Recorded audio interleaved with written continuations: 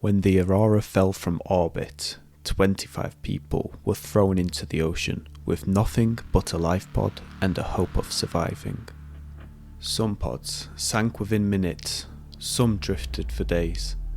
Others sent desperate, broken transmissions before going silent forever, and scattered across this planet at the last moments of every crew member who tried to escape. Today, we are uncovering the true timeline of every lifepod, what happened to them, and the fate of the people inside. Our story starts with Lifepod 5. This is the one that we are familiar with, as it is our characters, Riley Robinson's Lifepod. We are knocked out by a loose metal plate, and all of the following events occurred while Riley was passed out in his lifepod. Lifepod 5 landed in the safe shallows, which is the best outcome for sure. It's still dangerous, don't get me wrong, but the safest biome around with the most materials to start building and making tools. The flotation system successfully activated, and everything went well. If you don't count the busted radio and life support systems. Next on our list is Lifepod 3. So close to being in the safe shallows, yet so far from safety. They landed in the kelp forest, which is still not as bad as the others, but it was still dangerous, especially knowing the fact that the sea glide was broken, so they had no way out. There were 2 crew members, one male and one female. The male tried repurposing the power cell to give more power to the sea glide, but we can assume it didn't work out, as we see one broken next to the lifepod. They were most likely eaten by stalkers. Lifepod 4, on the other hand, was given no chance of survival.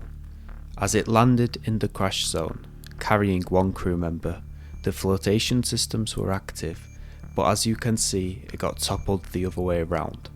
We can presume that this was caused by a Reaper Leviathan, as the crew member reports a big fish in the water. He created a decoy, but unfortunately did not give him enough time to swim away, and he was swallowed whole by the Reaper Leviathan. Lifepod 6 crashed in the grassy plateau, with 2 females on board. They had much better chances of survival than Lifepod 4, but it all came to a quick end when one of the crew members lit up a flare and it ignited the fuel line of the lifepod, blowing them both up. Staying in the grassy plateaus, there was Lifepod 17, which held one crew member called Ozzy. We don't know how he died, but he most likely got attacked by sand sharks or ended up swimming to the jelly shroom caves and encountering a crab snake. As he mentioned the cave opening himself, he might have got interested and foolishly swam towards it.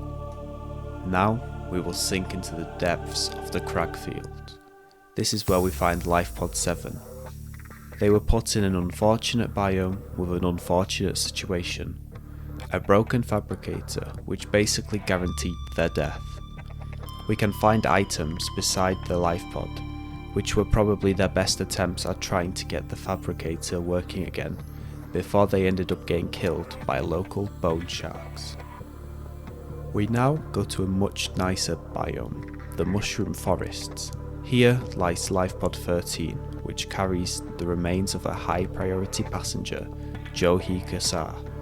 We can see from their PDA entry that the lifepod systems failed, which caused the lifepod to brutally collide with the ocean floor, killing him on impact. On the bright side, it was a painless quick death.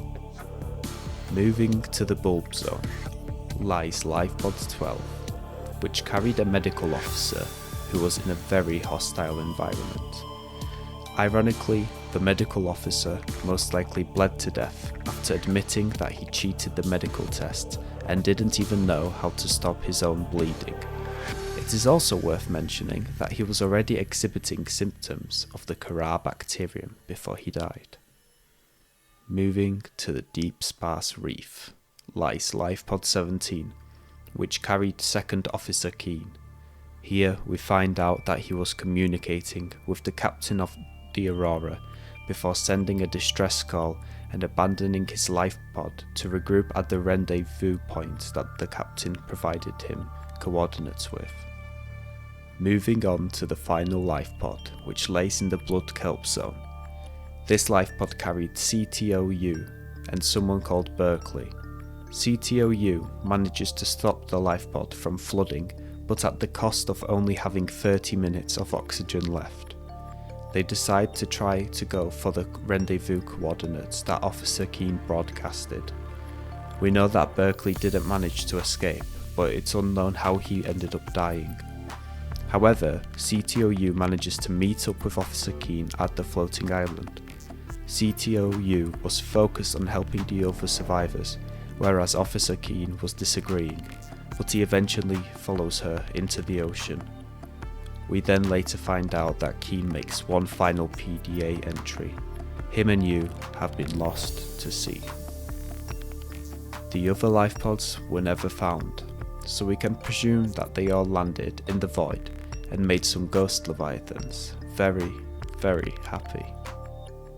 And that is a very quick and concise story of all the lifepods that crashed on planet 4546b.